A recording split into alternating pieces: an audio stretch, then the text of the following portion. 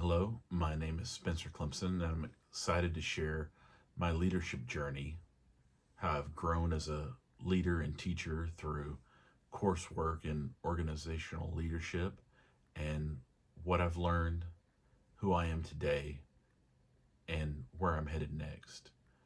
This degree will be a great Christmas gift for my wife, who encouraged me to transition into the classroom as well as complete my degree. This is also honoring a promise I made to my parents, who uh, I told I would go back and get my degree when I dropped out of Texas A&M to come home and work for the family business when my grandfather had a stroke and needed a driver and caretaker so he'd be able to continue coming into the office daily. 30 years later, it's become a reality. Who I was at the start, at the beginning of this program, my leadership style was rooted in being a servant leader. I focused on doing the jobs that needed to be done while avoiding the spotlight, recognition, or additional responsibilities. I was happy to help when asked, but I kept my head down, did my job with a smile. I was a post COVID hire. I was hired 1 week before school started, and the only training I received was from my dean of academics. She told me that they were just happy to have somebody show up to work every day and then to fake it till I make it. So 5 years later, hopefully I'm still making it. That first year, I was just going into the classroom and winging it. I had never even heard the word pedagogy until I heard it on a YouTube channel for beginning teachers over my first Christmas break. That time struggling, trying to build my own CTE lessons with zero support, zero curriculum, ended up being a blessing because that time with my students helped reveal one of my greatest strengths was building relationships. And I'm a true believer in the quote by John C. Maxwell that students don't care what you know until that they know that you care. I connected with even the most reluctant learners, helping them see the importance of their work, such as earning their OSHA 10 certification and other industry certifications to stand out on their resumes from their competition, and then as well as get some experience in staying safe on the job. My mentor teacher was amazing, but a year from retirement was a little burnout on the district in the state of post-COVID education. I was a compliant teacher, but not committed. I did what I had to do, but I wasn't fully engaged in or taking initiative to drive change. My leadership role models were my grandfather and father, who shaped my perspective through our family vending business. It was my first job after dropping out of college, but it was also my first job ever since I was old enough to push a broom. My grandfather led with an autocratic style of leadership, running the company with discipline and precision. My father, on the other hand, was a visionary democratic leader who valued feedback and big picture thinking. Together, they taught me the value of hard work, persistence, and innovation.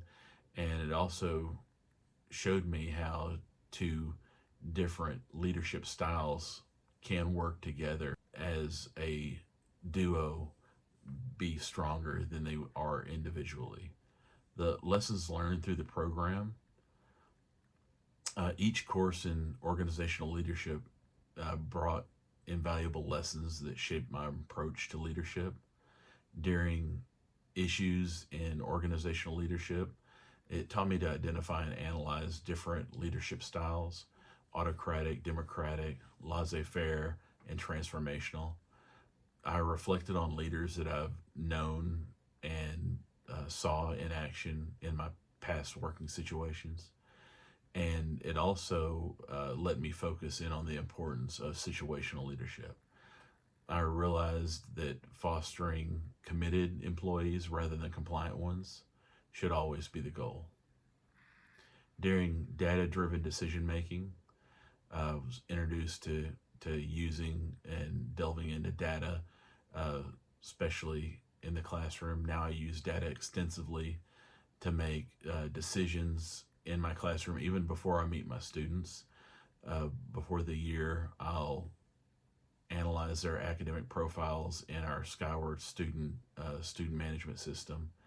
It lets me be strategic in creating seating charts, placing the special education 504 students near me, near the front of the class, where I'll be able to keep a closer eye on them. I'll be able to pair the emerging bilingual students with peers that share their same home language. And these small adjustments help me create a more supportive learning environment in my classroom. During behavior, ethics, and leadership, it deepened my understanding of honesty, transparency, diversity, equity, and inclusion, and learned to approach situations with empathy, gather facts before reacting, and ensure my interactions with students, parents, and colleagues reflect professionalism and integrity. Leadership theory, the transformational leadership resonated with me the most, emphasizing values, role modeling, and non-coercive persuasion. In the classroom, I've embraced persistence and endurance, maintaining, and that persistence and endurance is required to maintain the routines and expectations in the classrooms that I believe will allow to build the structure that students need to thrive. During leading change, the course highlighted the importance of transparent communication and data-driven justifications for change. Practical application has been my work to establish a program that provides shelf-stable snacks and meals for students in need. The campus level is very supportive of it, but as moving up through the different levels of the district, I've hit roadblocks and challenges. That's forced me to try to garner support from different school board members that hopefully I'm in the process of, that will allow this program to take hold on my campus first and eventually grow to the other campuses in my district. During the capstone experience sharpened my communication skills, enabled me to advocate for opportunities like the position I am in now. I'm the Avid Site Coordinator for our campus. The feedback and communication with the CTE director opened, I guess, communication between the two of us, and it looks like it will open doors for potentially moving into administration when a spot is open in the future. Who I am today. Today I remain a servant leader at heart, but I've evolved into more of a situational leader, adapting to the needs of my students and colleagues. Transparency, empathy, and honesty are now the core values guiding my leadership. In my classroom, I create safe and collaborative environments where active participation and diverse perspectives are embraced. My routines and procedures are grounded in engaging activities that encourage students to connect with one another while building crucial skills. I've also become more data-driven, continually analyzing students' needs and adapting strategies to support their success. Looking forward, I'm excited to apply what I've learned to new challenges and opportunities. My immediate plans is I've integrated a lot of my lessons that I've learned on leadership into my Avid medical terminology and principles of health science classes. For example, I've introduced to my students to Steve Jobs and his transformational leadership. I always found it amazing that as much as the students focus on who has the latest iPhone and focused on the Apple products. They had no idea where the iPhone came from and the process of inventing and developing and creating it, and introducing my students to transformational leaders like Steve Jobs, and I believe helps teach them the value of vision and innovation and hard work. My goals for growth: after graduation, I plan to obtain my alternate teaching certification. My second goal for growth is I'm aiming to recruit 2 additional teachers in uh, other middle schools in my district to establish BPA chapters. Right now, I am the BPA advisor, Business Professionals of America advisor for my middle school, and being able to see firsthand the development that and experience that it offers our students who go through the middle school program to be able to go into high school and have success right away in the different competitions.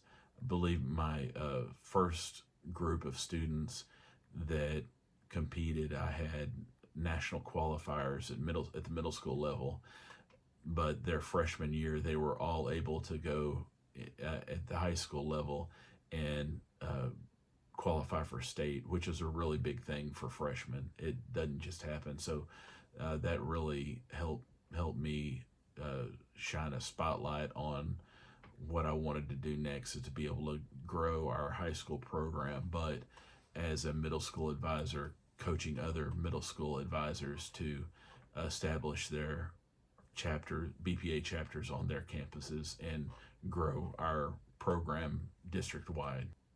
Long term, I aspire to transition into CT administration after my children graduate high school.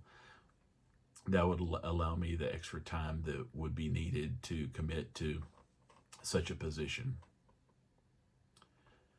For my ongoing professional development, this Christmas, I'll complete 30 hours of gifted and talented training through Region 10 to enhance my ability to support my diverse gifted learners. Overcoming the challenges that I have in the future, mainly time management and health, are 2 areas I'm actively addressing. I rely on a detailed calendar and organizational strategies to maximize my efficiency as a teacher, a parent, and a husband. On a personal level, I've focused on improving my health. I've already lost close to 70 pounds since July, with plans to continue. In closing, this program has transformed me as a leader and educator. I've grown from a compliant teacher into a committed leader, working to inspire others and drive meaningful change. My journey is not over, but I am excited to see where my leadership will take me next.